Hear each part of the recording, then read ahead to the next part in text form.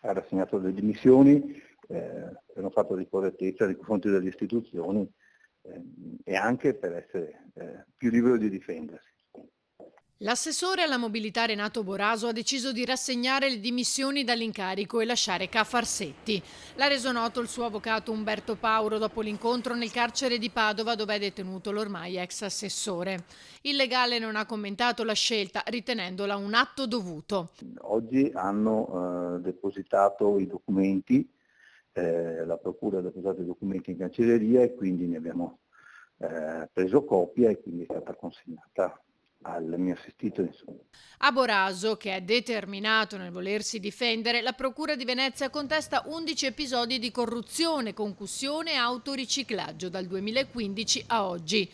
Tra questi figura la vendita al ribasso di Palazzo Papadopoli, che vede coinvolti in un altro filone anche il sindaco Brugnaro e il suo capo di gabinetto Ceron. Per l'accusa, Boraso, all'epoca assessore al patrimonio, si sarebbe fatto consegnare 73.200 euro dagli emissari dell'imprenditore cinese di Singapore, con fatture alla sua società Stella Consulting per consulenze inesistenti nel 2017 e nel 2018, cifre poi girate ad altre 2 sue aziende. Domani è previsto l'interrogatorio a Padova.